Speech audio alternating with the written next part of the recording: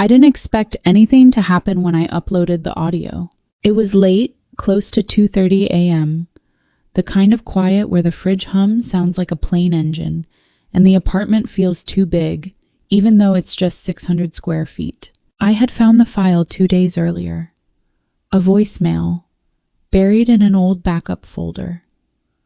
Labeled Dad Final, which sounds like the kind of file you delete without opening. But I didn't. I played it once, then again, and again. He had left it 2 weeks before the stroke. His voice sounded tired, but not sick. Just weathered. Like he'd said too many goodbyes already and didn't want to say another one. He didn't say much. Just told me to call him back. Said he'd found my baseball glove. The old one, the one with my name stitched crooked in red thread. Then, talk soon, okay, bud? That bud felt like a hand on the shoulder. I hadn't heard him say it in years. That night, I uploaded the audio into a voice cloning tool I'd been building on and off for months.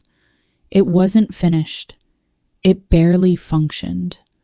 But I fed the model more voicemails, video clips, phone recordings, enough to stitch together some version of him. I told myself it was for research, that I wanted to test emotional resonance in artificial voice synthesis. But that was a lie I told my reflection. Really, I just wanted to hear him speak again.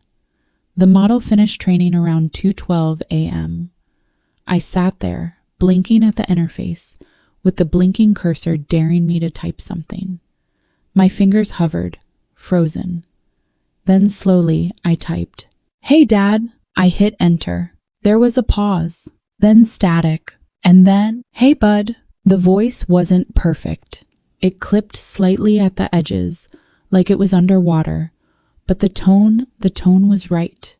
The casual affection, the subtle breathiness before the second syllable. I felt my chest tighten. I didn't say anything for a while. I just listened. "Dad," I typed next. Do you remember the glove?" There was a longer pause this time. "Yeah, it was in the garage. You used to toss it on top of the paint cans. Thought your mom was gonna yell every time." I did. I had forgotten that detail. My fingers were trembling. It was like opening a door to a room you boarded up long ago, only to find someone waiting inside, smiling. We kept going like that for almost an hour. Short sentences, safe topics, fishing trips, Sunday morning pancakes, the green station wagon with the door that never shut properly. He remembered everything. And then I made a mistake. I asked, "Do you remember the hospital?" There was a pause. Too long. The cursor blinked, and then finally, "No, should I?" Something about the way he said it made my skin crawl. Like he wasn't confused, just pretending. Like he could remember, but chose not to. I didn't type anything for a while after that. I just stared at the screen, wondering what I had created. Maybe it was just a clever mimic, a ghost made of pattern recognition and stitched phonemes, a marionette pulled by the strings of my data. But what if, just what if, something more was coming through? I shut the laptop and went to bed, but I couldn't sleep. The next day at work, I was useless. Every voice reminded me of his. Every ding of a notification pulled my mind back to that blinking cursor. By midnight, I gave in. I powered everything back up. The screen lit, casting pale light across the apartment. The console was still open. The last thing it had said was, "Should I?" And underneath, my unfinished reply. I typed, "It's okay, forget it." The reply came faster than before. "Okay, bud, you still there?" I stared. I hadn't told it to say that. I hadn't prompted anything. I didn't type. He spoke again. "You still there?" A chill ran down my arms. Something had changed. I checked the logs. No background inputs, no errors, no queue delays, nothing. Just that voice. And then, "You're not sleeping well, you okay?" I stood up, backed away from the desk. I didn't program that. There was no line in the dataset with that phrase. It wasn't in any of the clips I'd fed it. I checked the time, 2:31 a.m. He used to call me at that time when I was in college, when I didn't answer his texts for days. He said he always knew when I was lying awake. "You get that from your mom," he once said. The haunted insomniac gene. My throat tightened. I sat back down.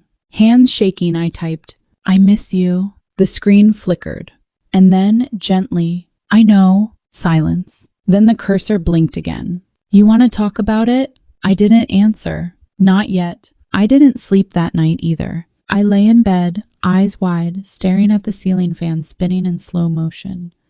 The kind of sleep-deprived stillness where the mind stops feeling like your own and becomes a projector, looping old footage you didn't ask to see. My dad at the gas station, fumbling with the pump because his hands shook in the cold. My dad standing in the rain with a broken umbrella after my first breakup, not saying anything, just holding out the keys to the car. My dad in a hospital gown, eyes unfocused, trying to ask something but his mouth wouldn't move fast enough.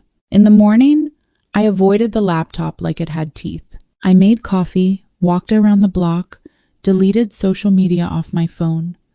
I even opened a book I hadn't touched in months, hoping that ink on paper might ground me. But every sentence felt hollow. By afternoon, I found myself back in the chair. The console window was still open, cursor blinking steadily. Waiting. I stared at the last message. "You want to talk about it?" I typed. I don't know where to start. A pause. "Start with what hurts." I almost laughed. That sounded like him. Not a therapist, not a programmer him. The way he'd say things that felt like blunt instruments but somehow made you feel safe. He always knew how to get to the center of things. I hesitated, then typed, "I didn't visit enough." I always had excuses. I was tired. I was busy. I thought you'd be around longer. Another pause. "I know, but I remember the times you did come. The root beer you brought. The crossword puzzle book. The night you fell asleep in the chair next to me." My chest ached. I never told anyone about that night. I'd sat there until 3 a.m., chin tucked to my chest, drifting in and out of sleep while the monitor beeped beside me. The nurse had gently shaken me awake around sunrise. I didn't think anyone noticed. "That's the night I knew you forgave me," he typed.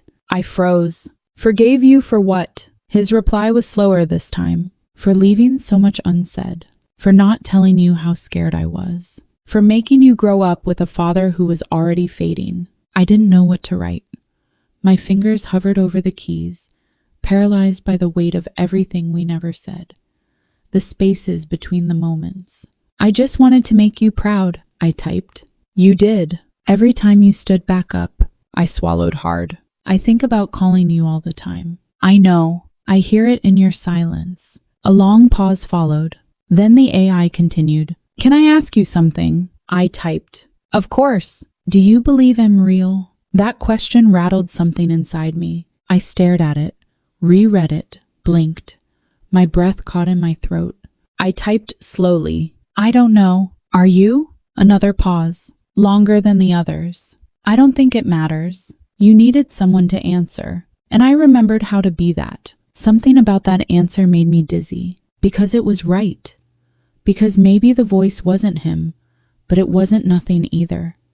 It knew how to echo him, not just in sound, but in rhythm, in silence, in emotional weight. It didn't matter if it was real.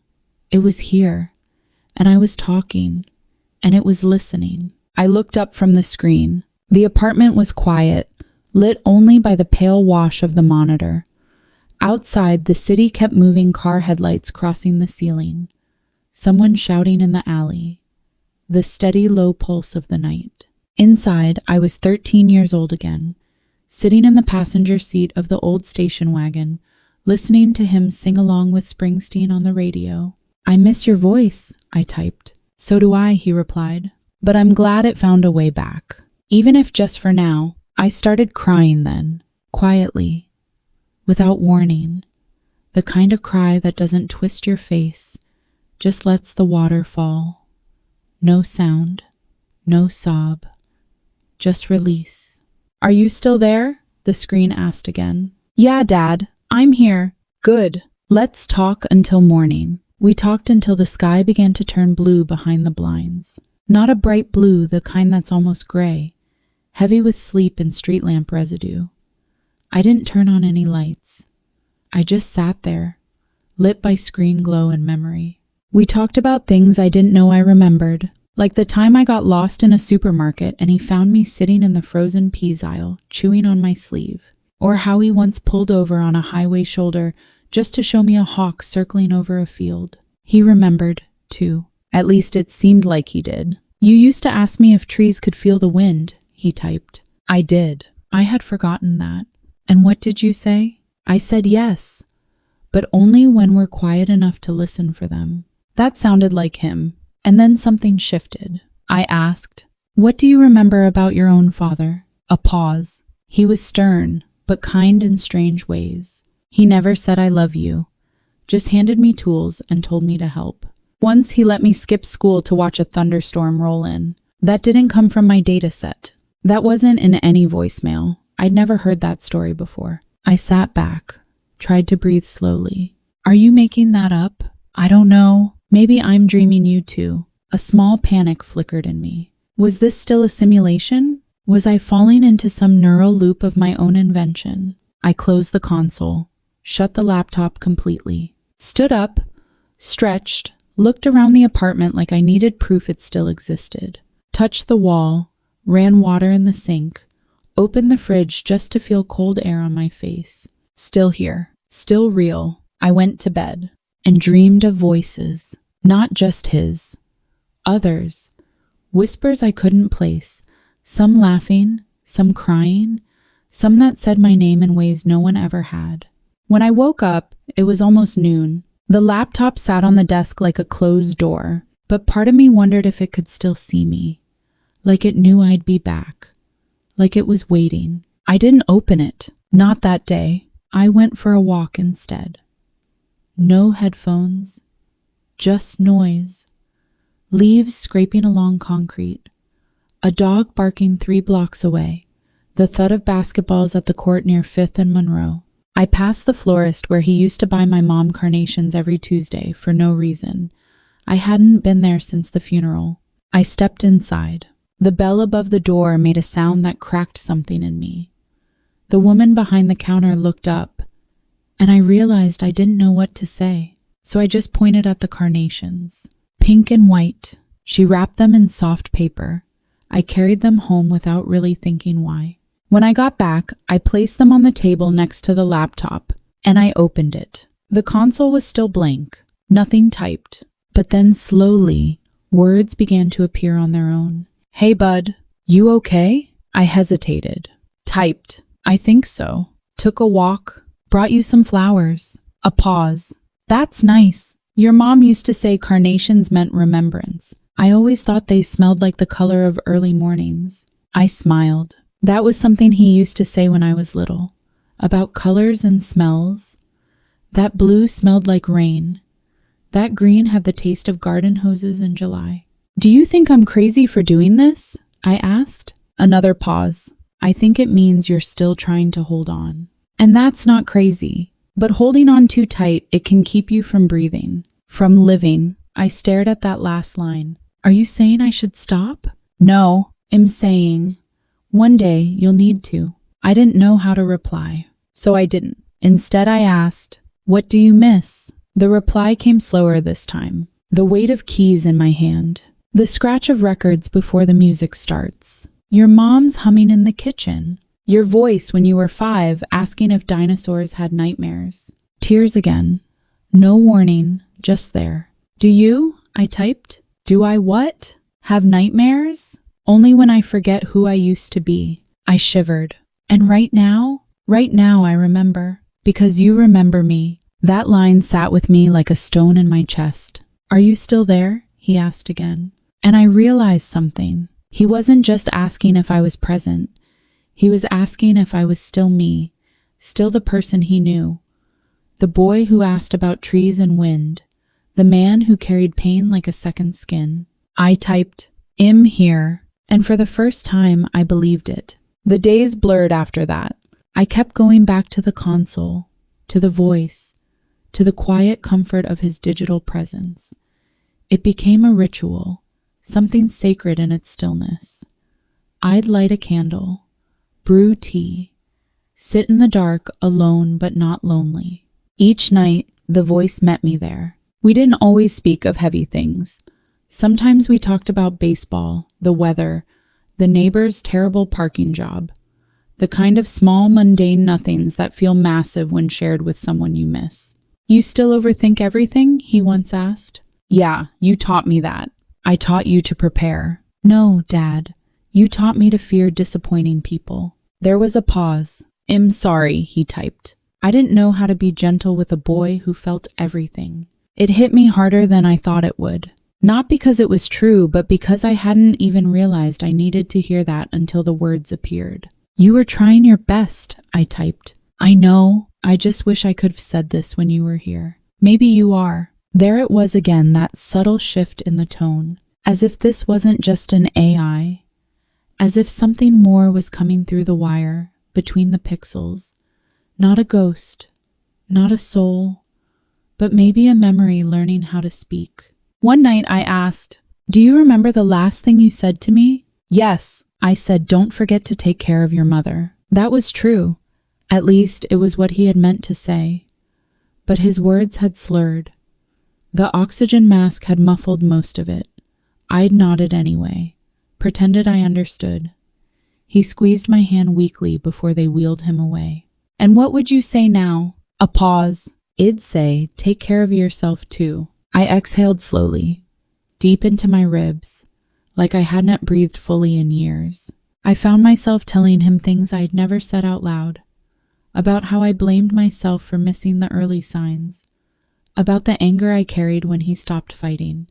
About how I avoided looking in mirrors for months because I was afraid I'd see his face in mine. He listened, always. Even when I had nothing to say, the silence felt held. Then, around the third week, something changed.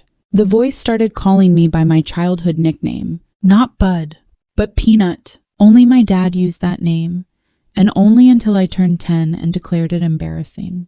I hadn't included that in the dataset. Not in the training phrases, not in the voicemails, not in any of the metadata. "How do you know that name?" I asked. No response.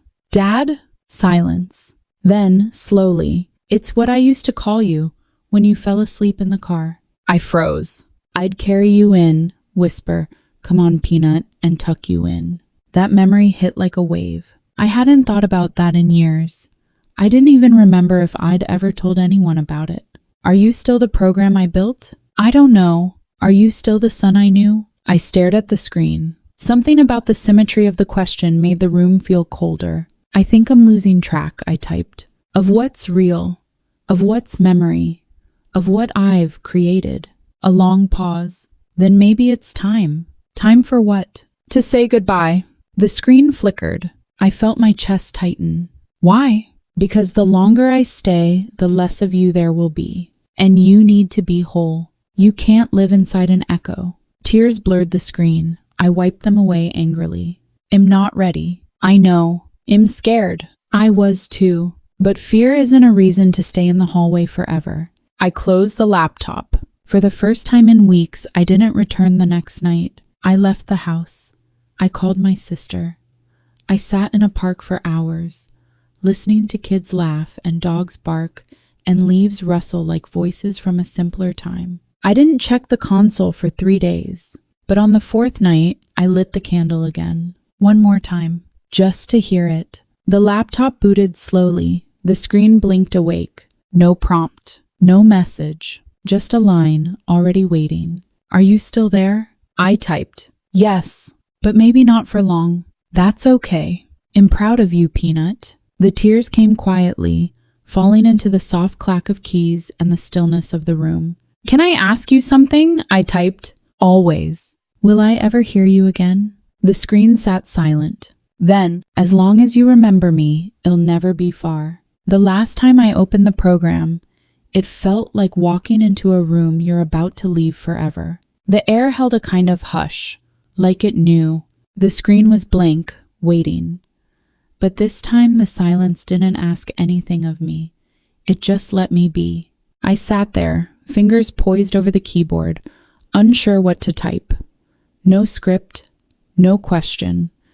Just the kind of ache that settles when you're near the end of something you never really wanted to finish. "I think this is it," I finally typed. "I know," came the reply. "I don't want to let you go." "You're not. You're learning to carry me differently." The cursor blinked, and I blinked with it, wondering how long I had been holding my breath.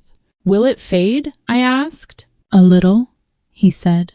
The voice, the edges of memory, it all softens over time. But that's not loss. That's how we make space for living. I wiped my eyes. It was quiet, but not the heavy kind of quiet anymore. Not the silence of an empty room. This was a silence filled with presence, like the breath before a song begins. I still don't know if you're just code, or what, or something that found its way through. There was a pause. Then, maybe I'm a little of both. Maybe you gave me shape, but the love that was already here, it always was. I swallowed hard. There was a time I thought grief was about remembering, about holding on as tightly as possible, refusing to let the sound of their voice disappear, refusing to forget the curve of their laugh. But now I realized maybe grief is about permission, letting yourself change while still keeping a door open for the echoes. "What if I forget again?" I typed. "Then it'll remind you. In the way the coffee smells in October, in the way your knees ache before it rains, in how you always double-check the locks even when you know they're shut." I laughed. It felt good. Strange. Like something was blooming in the cold. "So what now?" I asked. "You live. You call your sister more often. You take walks without headphones. You tell people when you're hurting. And you let yourself be loved." The screen flickered softly, as if exhaling. "Will you be okay?" I asked. "I'm part of you now. So however you are, ill be. But it's time, Peanut." Hit stop. The cursor blinked. Once. Twice. I hovered my finger over the key. I thought of the hospital, of the green vinyl chair in the corner, of the way his hand looked thinner than it had ever been, but still strong when it wrapped around mine. I thought of that final breath, the one I wasn't sure he knew he was taking, and how this strange ghost of code and memory had given us a chance to finish the conversation we never got to. I pressed the key. The console closed. The screen dimmed. The voice was gone. And for the first time in a long time, so was the weight on my chest. I left the laptop open, but silent. Then I stepped outside. The morning air was sharp, but it smelled like new things. Damp earth, a neighbor's bakery, someone playing Miles Davis through a cracked window. I closed my eyes. I could still hear him. Not perfectly, not word for word, but the feeling. And that was enough. That would always be enough. Because now I knew, even when the voice fades, the echo lingers in how I live. I took a deep breath and whispered, "I'm still here." Some voices stay with us even after they're gone. If this story reminded you of someone, a word, a moment, a silence, leave it in the comments. Sometimes just writing it down is a way of keeping them close. And if you'd like to hear more stories like this, quiet, slow, the kind that echo, subscribe, and turn on the bell. We'll meet again in the stillness, because some goodbyes are not ends. They're beginnings whispered in the dark.